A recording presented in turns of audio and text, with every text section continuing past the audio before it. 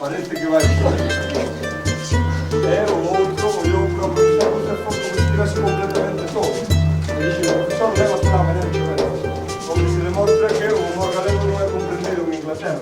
Os comentarios, para non estar toda a noite a falar do mesmo, non da chuva, eu chamo-me Kiko Cadaval, son de Ribeira, por moitas razóns, normalmente históricas e xenéticas, e ademais, porque non todo o mundo pode ser de Córdoba.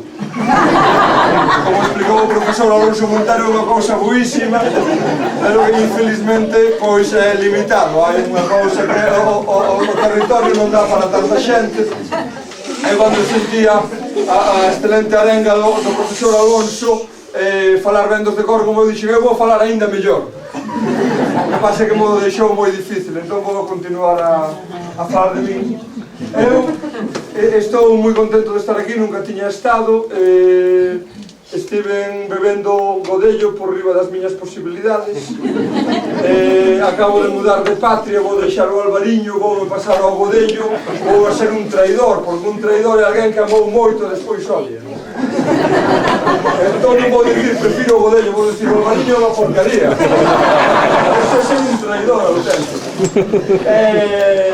Penso que a historia que quero contar será diferente por esos efectos. Eu falo difícil, falo diferente, teño algúns problemas na pronuncia que espero que non sexan unha dificultade para nos comunicarmos, porque, dixo eu, se a xente de Córdoba ve a televisión e lle entende a fraja o que di, mal será que non me entenda a min que teño un par de problemas.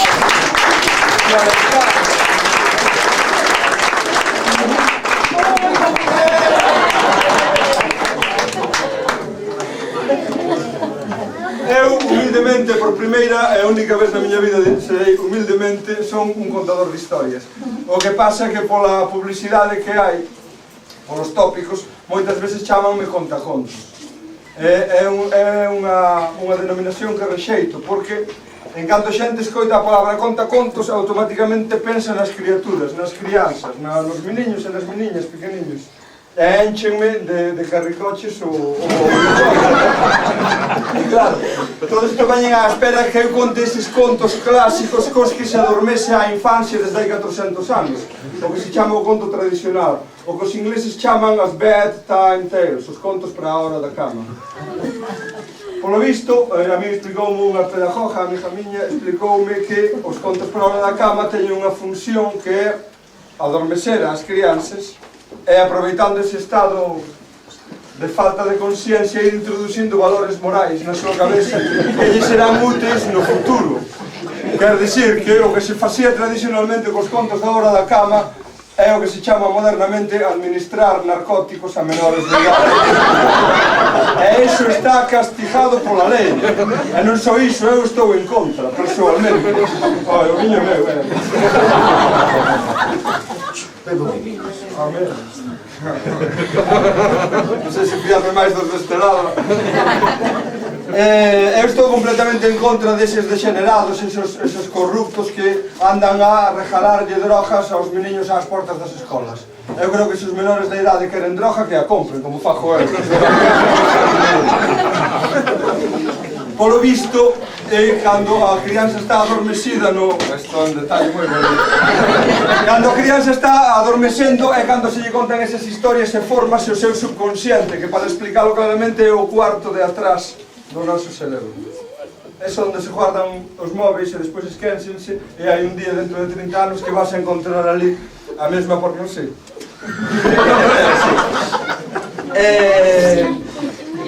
Eu estou en contra deses contos porque penso que os valores morais que lle transmiten ás criaturas non son os que a mí me gustaría que tivesen os cidadáns do futuro. Por exemplo, o conto tradicional máis famoso, máis coñecido, que fixo 260 anos da súa publicación en libro, pero é moito máis antigo, fala dunha familia que ten marginalizada a persoa máis bella da familia, a avoa, teñena vivindo nunha casa no medio do bosque, e sin ninguén acompañando, e mandanlle diariamente a comida. A comida, tanto na versión infantil como na versión tradicional, non é o máis recomendado para unha persoa de idade. Na versión infantil mandanlle tarro de mel, tarta de morancos, e na versión tradicional medieval mandanlle feixóns con touciño e pé de porco. son os problemas do colesterol, etcétera, non é o máis adecuado para un vello. Mandan a un profesional, alguén equivalente aos actuales pizza boys, non. Mandan a persoa máis pequena de toda a familia. Unha meniña que acaba de ter a súa primeira menstruación e que vai anunciándoa cunha carapucha vermella. Esta historia horrorosa, completamente horrorosa, remata co aniquilamento dun animal en vías de extinción e protegido. O sea, que gañan os meniños con recibir esta historia no seu subconsciente? Despois unha que está agora na moda, que é a Bela e o monstro, porque está na moda por causa das películas de Disney. É peor, é unha raparija de boa familia que ten unha educación, que non ten problemas económicos, atractiva físicamente, casa con un tipo que non só é horroroso físicamente, senón que é criminal responsable de moitísimas mortes e crueldades. E por que casa? Porque é rico, porque ten palacio, segunda residencia, carros último modelo, casa por eso. Esa é a moral que lle queremos transmitir aos vosos fillos, que eu non teño. Esa moral. E despois hai a máis horrorosa para min, é a chamada Hansel e Gretel.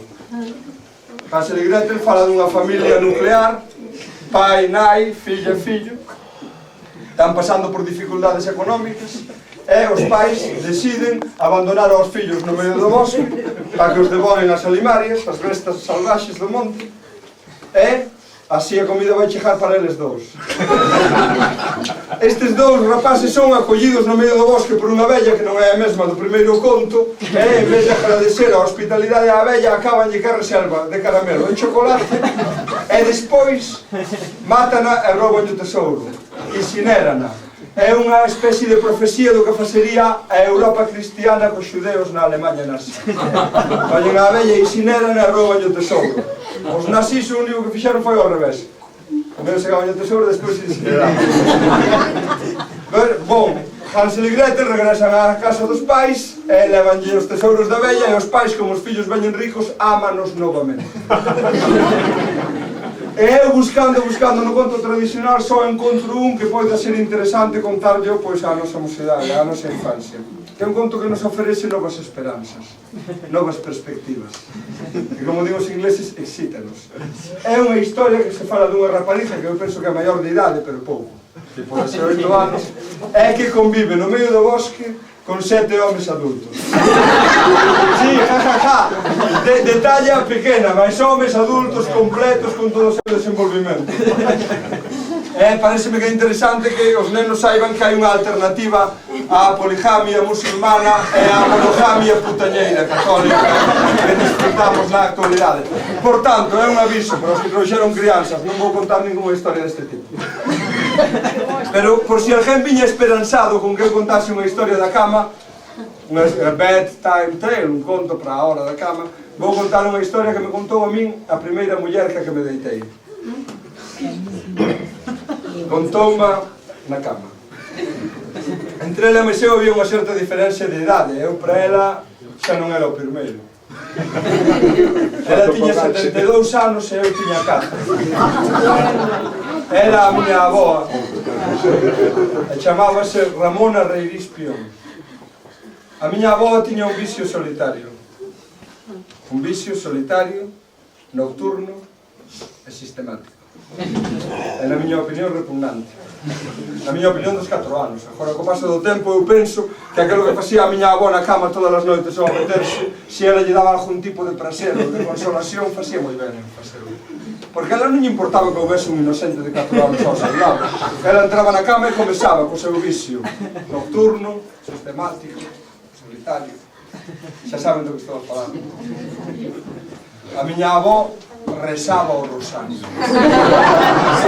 Só que ela non tiña bastante con ter o vicio da só, senón que era proselitista, pretendía que un inocente que dormía ao seu lado, un rapaz de 4 anos, a gente ainda non distinguía o ben do mal, eu con 43 ainda non o distingo, imaginen aos 4, nada, absolutamente. E dicíame, reza, Quiquiño, reza. E eu xa daquela tiña a intuición infantil de que a oración non ia ocupar unha parte importante da miña vida. E negábame. Ela insistía, eu tapaba a cabeza, casaba, ela debeu sorprender algunha baba mollando e pensou que o maligno, o demo, tiña intervención na miña negativa. Entón a miña avó quería facer de min un bo cristiano. E a miña avó tiña dúas grandes cualidades, que era analfabeta e sabia. E por virtude destas dúas cualidades, a miña avó sabía que a oración é un dos dous únicos remedios que temos os seres humanos contra o medo. Entón concibiu un plan tan simple como xenial. Dixo, primeiro meto o medo no corpo aquí. E cando estea cheo de medo xa rezará. Xa verás como rezará. A miña avó, para aterrorizarme, contábame historias de difuntos, de aparecidos, da Estadea, da Santa Compaña, historias do Urco, do Tancaraño, historias de exorcismos no medio dos camiños, de divisas. E a miña avó aproveitaba que o clima do cuarto no que dormíamos era un clima que convocaba bastante ao terror. Dormíamos nunha cama de ferro, pintada de negro.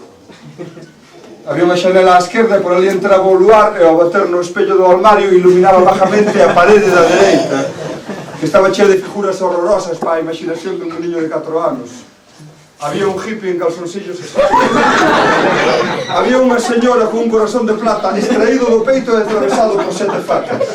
Había un señor vestido con sayal, de barbas, pálido, que levantaba así eróticamente a saia, mostraba o xionllo e ali tiña unha ferida ao lado, un can negro. Probablemente o autor da ferida. Tamén estaba o Santo Antonio. Polo cristal da porta, que era un cristal esmerilado, penetraba unha baja claridade que marcaba no ar a forma dos casacos e máis dos abrigos que ali, no medio da penumbra do cuarto, para a imaginación dun meniño de 4 anos parecían seres inhumanos, ou peor ainda, seres humanos, que en calquera momento podíanse botar en riba do inocente de 4 anos. A miña avó, aproveitando este clima, contábame esas historias que eu dixen do trasmundo, historias de mortos que regresan das súas covas.